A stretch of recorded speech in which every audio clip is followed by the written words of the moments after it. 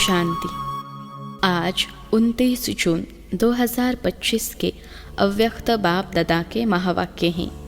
Revise तारीख है 31 दिसंबर 2005।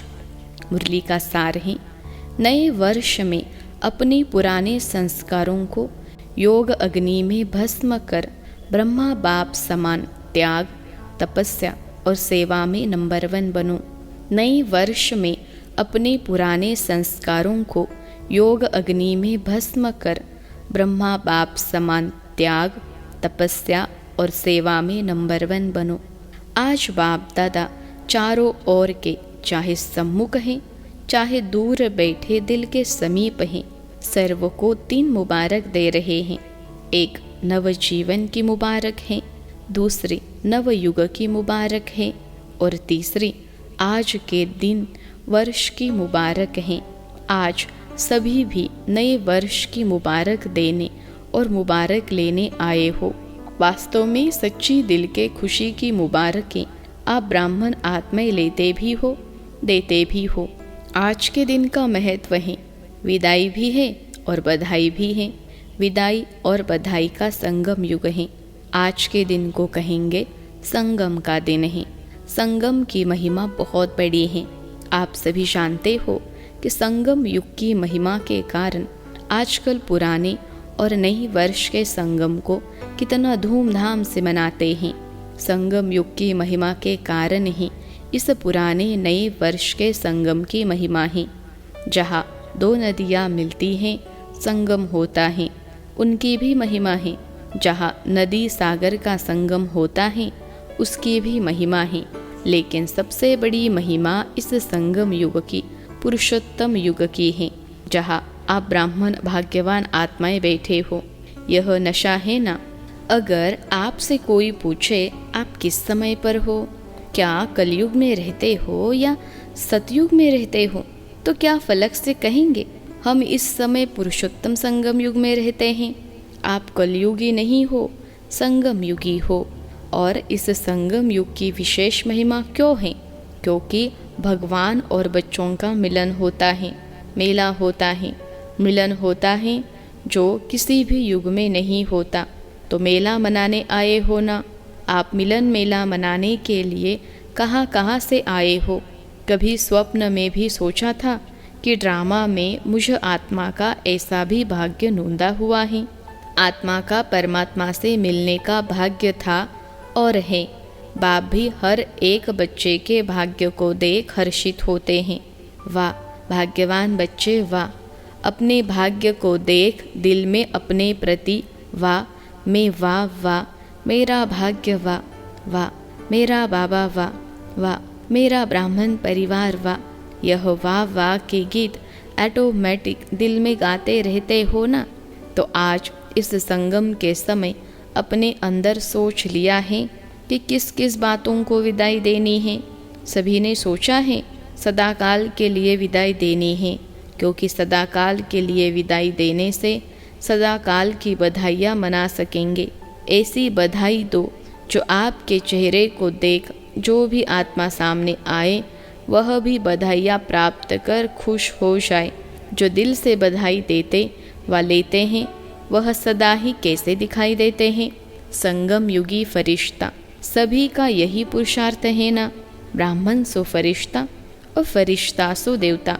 क्योंकि बाप को सब प्रकार के संकल्प व जो भी कुछ प्रवृत्ति का कर्म का बोझ है वह दे दिया है ना।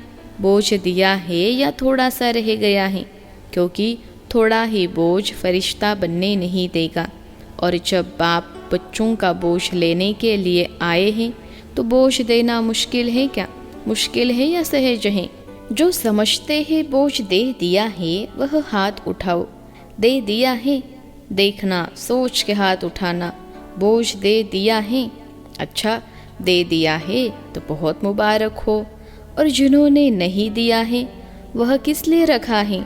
बोझ से प्रीत है क्या? बोझ अच्छा लगता है? देखो बाप दादा हर बच्चे को क्या कहते हैं? ओ मेरे बेफिक्र बादशाह बच्चे। तो बोझ का फिक्र होता है ना। तो बोझ लेने के लिए बाप आए हैं, क्योंकि 63 जन्म से बाप देख रहे हैं बोझ उठाते उठाते सभी बच्चे बहुत भारी हो गए हैं। इसलिए जब बाप बच्चों को प्यार से कह रहे हैं बोझ दे दो, फिर भी क्यों रख लिया है?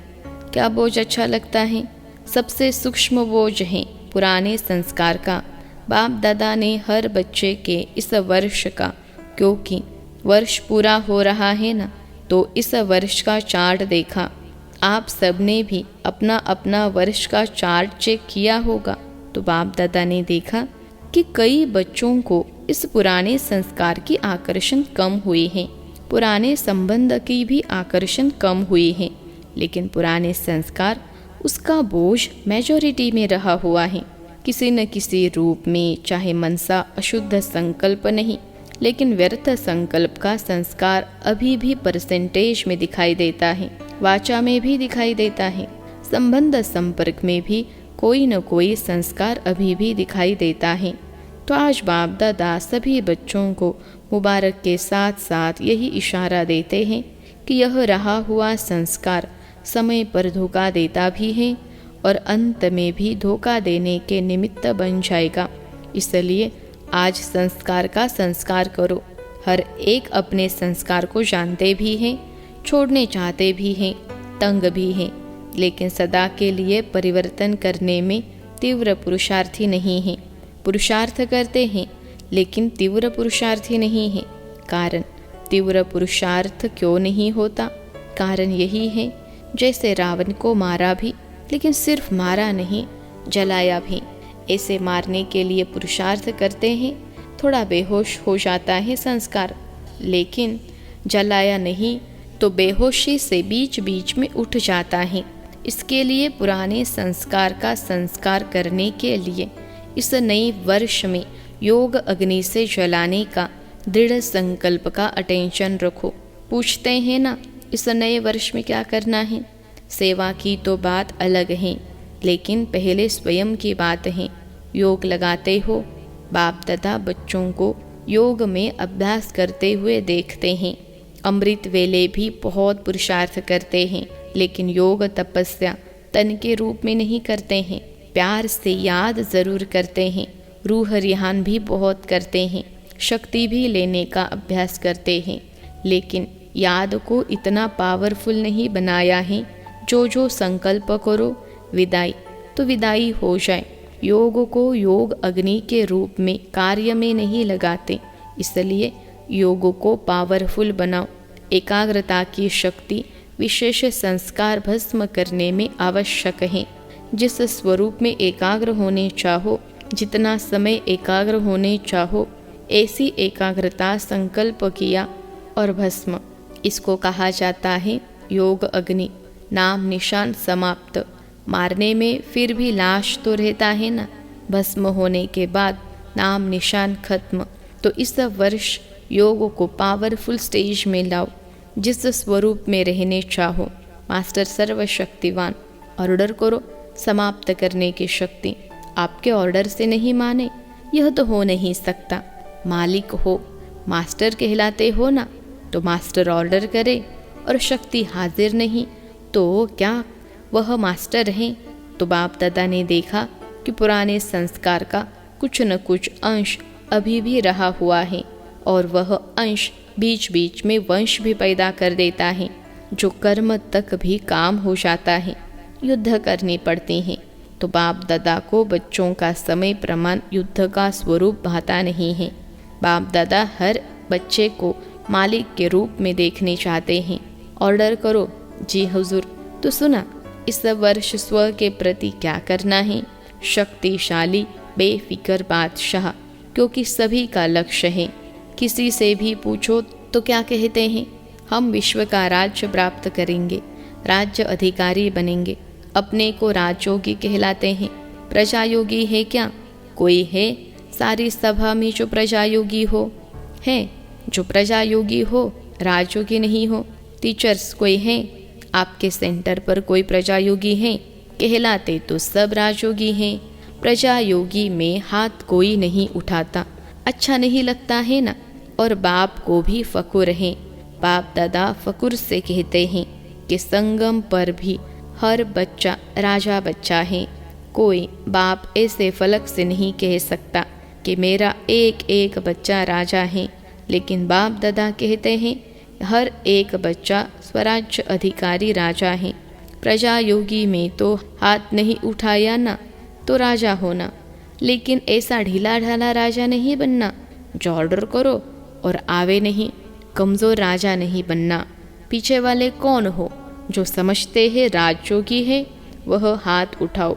ऊपर भी बैठे हैं, गैलरी में बैठे हुए हाथ हिला रहे हैं। आज हॉल में 18,000 भाई बहनें बैठे हैं। बाप दादा देख रहे हैं, हाथ उठाओ ऊपर वाले। तो अभी यह लास्ट टर्न में शुरू हो जाएगा, तो 3 मास बाप दादा देते हैं। ठीक है, देवे होमवर्क देंगे, क्योंकि यह बीच बीच का होमवर्क भी लास्ट पेपर में जमा होगा। तो 3 मास में हर एक अपना चार्ट चेक करना कि मैं मास्टर सर्वशक्तिवान होकर किसी भी कर्मेंद्रियों को, किसी भी शक्ति को जब ऑर्डर करे, जो ऑर्डर करे वह प्रैक्टिकल में ऑर्डर माना या नहीं माना। कर सकते हो? पहली लाइन वाले कर सकते हो? हाथ उठाओ। अच्छा, 3 मास कोई भी पुराना संस्कार वार नहीं करे। अलबेले नहीं बनना, रॉयल अलबेलापन नहीं लाना। हो जाएगा। बाप दादा से बहुत मीठी मीठी बातें करते हैं। कहते हैं बाबा आप फिक्र नहीं करो, हो जाऊंगा। बाप दादा क्या करेगा? सुनकर मुस्कुरा देता है। लेकिन बाप दादा इन 3 मास में अगर ऐसी बात की तो मानेगा नहीं। मंजूर है तो हाथ उठाओ। दिल से हाथ उठाना, सभा के कारण हाथ नहीं उठाना। करना ही है, चाहे कुछ भी सहन करना पड़े, कुछ छोड़ना पड़े, कोई हर्जा नहीं। करना ही है। पक्का पक्का पक्का। टीचर्स करना है। अच्छा, यह ताज वाले बच्चे क्या करेंगे? छोटे बच्चे ताज पहनकर सामने बैठे हैं। ताज तो अच्छा पहन लिया है, करना पड़ेगा। अच्छा, देखना बच्चे हाथ उठा रहे हैं। अगर नहीं करेंगे तो क्या करें, वह भी बता दो। फिर बाप दादा की सीज़न में एक बार आने नहीं देंगे, क्योंकि बाप दादा देख रहे हैं कि समय आपका इंतज़ार कर रहा है। आप समय का इंतज़ार करने वाले नहीं हो, आप इंतज़ाम करने वाले हो। समय आपका इंतज़ार कर रहा है। प्रकृति भी, सतो प्रधान प्रकृति आपका आह्वान कर रही है। तो 3 मास में अपनी शक्तिशाली स्टेज में रहे हुए संस्कार को परिवर्तन करना। अगर 3 मास अटेंशन रखा ना तो उसका आगे भी अभ्यास हो जाएगा। एक बारी परिवर्तन की विधि आ गई ना तो बहुत काम में आएगा। समय का आप इंतज़ार नहीं करो, कब विनाश होगा, कब विनाश होगा। सब रूह रिहान में पूछते हैं, बाहर से नहीं बोलते, लेकिन अंदर बात करते हैं। पता नहीं कब विनाश होगा, 2 साल में होगा, 10 साल में होगा, कितना साल में होगा। आप क्यों समय का इंतज़ार करो? समय आपका इंतज़ार कर रहा है। बाप से पूछते हैं तारीख बता दो, थोड़ा सा वर्ष बता दो। 10 वर्ष लगेंगे, 20 वर्ष लगेंगे, कितना वर्ष लगेंगे? बाप दादा बच्चों से प्रश्न पूछते हैं कि आप सब बाप समान बन गए हो? पर्दा खोले कि पर्दा खोलने तो कोई कंघी कर रहा है, कोई फेस को क्रीम लगा रहा है। अगर एवर रेडी हो, संस्कार समाप्त हो गए, तो बाप दादा को पर्दा खोलने में क्या देरी लगेगी?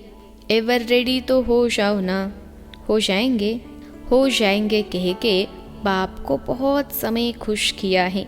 अभी ऐसा नहीं करना, होना ही है, करना ही है, बाप समान बनना है। इसमें तो सभी हाथ उठा देते हैं, उठाने की ज़रूरत नहीं।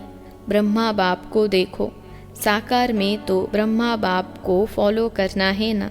ब्रह्मा बाप ने त्याग, तपस्या और सेवा लास्ट घड़ी तक साकार रूप में प्रैक्टिकल दिखाया। अपनी ड्यूटी शिव बाप द्वारा महावाक्य उच्चारण की ड्यूटी लास्ट दिन तक निभाई। लास्ट मुरली याद है ना? 3 शब्द का वरदान याद है?